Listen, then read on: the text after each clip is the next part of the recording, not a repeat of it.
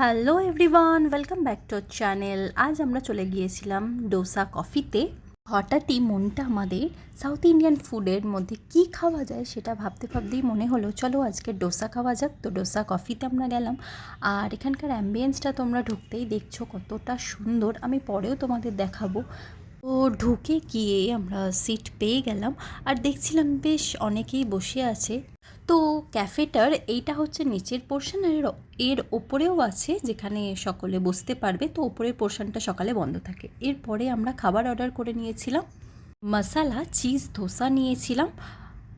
Red চারটা আমি তোমাদের সাথে শেয়ার করলাম।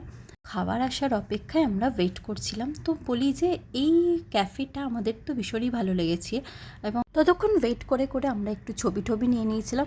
এবার খাবারটা আসলে আমি তোমাদের সাথে শেয়ার করতে পারবো যে খাবারটা কেমন ছিল।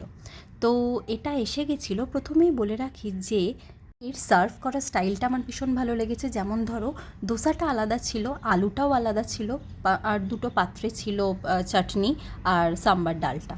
তো দোসাটা সত্যিই ভীষণই ভালো খেতে ছিল এবং চিজটা ফুল অফ ছিল।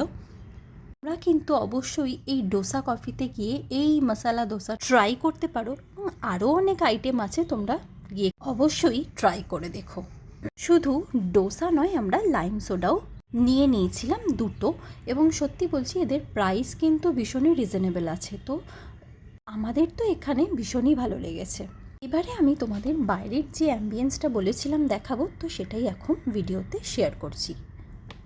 কতটা সুন্দর কাজগুলো নিখুঁতভাবে করা হয়েছে তোমরা দেখতেই পাচ্ছো।